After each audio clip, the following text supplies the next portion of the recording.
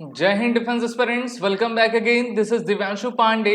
जम्मू कश्मीर में लगातार terror attacks को देखा जा रहा है और अब हमारे नेशनल सिक्योरिटी एडवाइजर जो कि तीसरे बार के एनएसए बने हैं, उनके ऊपर काफी जिम्मेदारियां हैं कि किस प्रकार से भारत के इंटरनल सिक्योरिटी को ये संभाल सकें। तो हम जानेंगे कि भारत सरकार के द्वारा किस प्रकार के निर्णय लिए जा रहे हैं जिससे कि भारत को नेशनल और इंटरनेशनल थ्रेट से बचा सकें और इसमें हमारे एनएसए की भूमिका क्या होगी। तो चलिए शुरुआत करते हैं आज के सेशन की।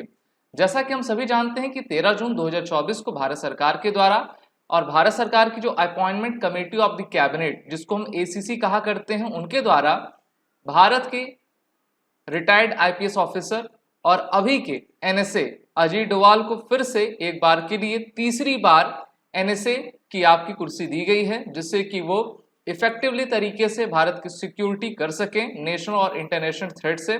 साथ ही साथ प्राइम मिनिस्टर ने अपना जो उनका प्रिंसिपल सेक्रेटरी होता है डॉक्टर पी के मिश्रा को चुना हुआ है और ये नोटिफिकेशन जारी की है।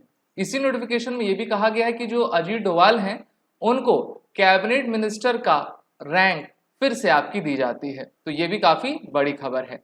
तो चलिए, इन सब के बावजूद जो अपॉइंटमेंट की गई है काफी अच्छी की गई है। अभी मोदी जी हमारे G7 के समिट में गए हुए थे और अब वापस लौट रहे हैं। G7 के समिट में जाने से पहले भारत के प्रधानमंत्री के द्वारा एक हाई लेवल मीटिंग थर्सडे को आपकी चेयर की गई, जिसमें उन्होंने जम्मू कश्मीर की जो भी सिचुएशंस आपकी चल रही हैं उनको सभी अधिकारीगण और जितने भी हाई मिनिस्टर्स हैं उनके साथ आपका डिस्कस किया। और ये एम हमारे भारत सरकार का ये है कि किस प्रकार से भारत को फुल प्रूफ आपकी सिक्योरिटी दी जा सके। अभी के जितने भी हमले देखे जा रहे हैं वो जम्मू में देखे जा रहे हैं, लेकिन इससे पहले कश्मीर में अधिकतर हमले हुआ करते थे। तो आतंकवादी मेनली और आतंकवादी की जो सरगना है वो देख रहे हैं कि अभी भारत में लोकसभा असेंबली इलेक्शन आपका संपन्न हुआ है, जम्मू की सीटें बीजेपी को गई हैं और इसी कारण से मेनली वो टारगेट किसको कर रहे हैं, जम्मू को आपका करते जा रहे हैं, जहां पर सभी सिविलियंस जो वैष्णो देवी की यात्रा करने जाते हैं उनको आपका टारगेट किया जा रहा है। अमरनाथ यात्रा में भी वो टारगेट किया करते हैं। तो इस बार प्रधानमंत्री मोदी ने कहा है कि फुल स्पेक्ट्रम ऑफ वॉरफेयर के उद्देश्य से हमको आगे बढ़ना होगा। हमको ऐसा नहीं करना है कि कहीं पे एक समस्या है तो वहां पर हम गए तो उसको सुलझा दिया, फिर दूसरी समस्या उत्पन्न हो जाएगी, फिर तीसरी हो जाएगी। तो इसलिए हमें ओवरऑल कॉन्सेप्ट देखना है और full range of counter terror capabilities को अपनाना है। Full range of counter terror capabilities में आर्मी, एयरफोर्स, रॉ, आईबी, एआई, हमारा इंटेलिजेंस, ये सभी आपके आते हैं और ये देखना होगा किस प्रकार से भारतीय एजेंसियां इस पर खरी आपकी उतरती हैं। अभी हमने देखा ही था 2023 में, 2022 में लगातार किस प्रकार से पाकिस्तान में जो आतंकवादी थे अननोन गनमैन के माध्यम से आपके मारे गए। अब अननोन गनमैन कौन है ये तो कोई नहीं जानता। अमेरिका के वॉशिंगटन पोस्ट में खबर निकली थी, भारत के रॉ वाले हैं, आईबी वाले हैं जो कि ये इंसिडेंट आपके करा रहे हैं। तो इस प्रकार से भारत अपनी स्ट्रेटेजी बदल रहा है।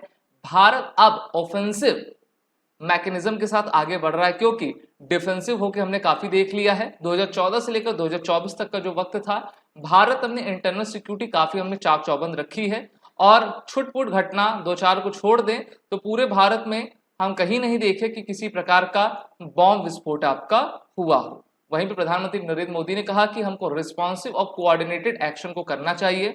इसी पर अभी गृह मंत्रालय में जो मंत्री अमित शाह हैं उनके द्वारा high level meeting Jammu Kashmir security situation पर 16 जून 2024 को आपकी चेयर की जाएगी, जिसमें जो अभी हमारे जम्मू में आतंकवादी हमला हुआ था उस पर देखा जाएगा। इस मीटिंग में हमारे NSA Ajit Doval, lieutenant governor Manoj Sinha और टॉप ऑफिशियल्स आर्मी, सीआरपीएफ और अदर्स के आपके शामिल रहेंगे।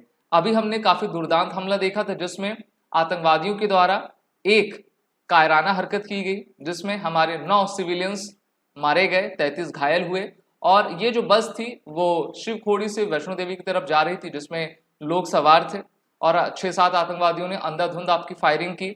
4 दिन में 4 हमला देखा गया, जिसमें रायसी, कठुआ, डोडा डिस्ट्रिक्ट में हमने हमले देखे। सीआरपीएफ जवान के ऊपर भी आपका हमला हुआ और हमारे कई आर्मी जवान भी उसमें आपके घायल हैं।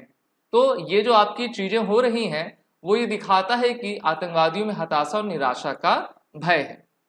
भारत में ऐसे लोग हैं जो कि गाजा, फिलिस्तीन में जो भी चीजें होती हैं उसके लिए तो एक तरीके से हैशटैग कैंपेन आपका शुरू कर देते हैं, लेकिन जो जम्मू कश्मीर में और यहाँ के मेजॉरिटी लोगों के ऊपर होता है उसके लिए वो एकदम मूक दर्शक बन जाते हैं।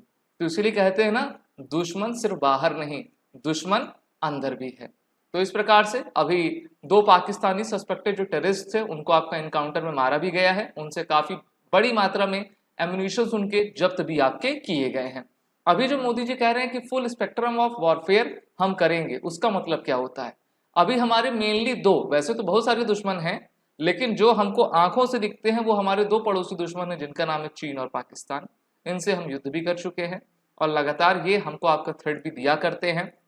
पाकिस्तान अपने तरफ से आतंकवादी हमको एक्सपोर्ट करता है, यानी कि यहाँ पर भेजता है, और यहाँ पर किस प्रकार से जो है हम भारतीयों को मारा जा सके, यहाँ पर एक ऐसी सिचुएशन क्रिएट किया जा सके जिससे कि यहाँ की सरकार आपकी कमजोर पड़ जाए। वहीं पर चाइना के द्वारा पाकिस्तान को सैन्य सहायता दी जाती है और पाकिस्तान के पास अभी जो 90% हथियार है वो सभी चाइनीज मेड हथियार है। तो अभी हम देख रहे हैं कि एआई का जो फ्यूचर है, वॉरफेयर है, उसमें भारत काफी तेजी से आगे बढ़ रहा है। अभी G7 की समिट भी हुई जहां पर मोदी जी ने आर्टिफिशियल इंटेलिजेंस और एनर्जी पर सबसे अधिक जोर दिया है।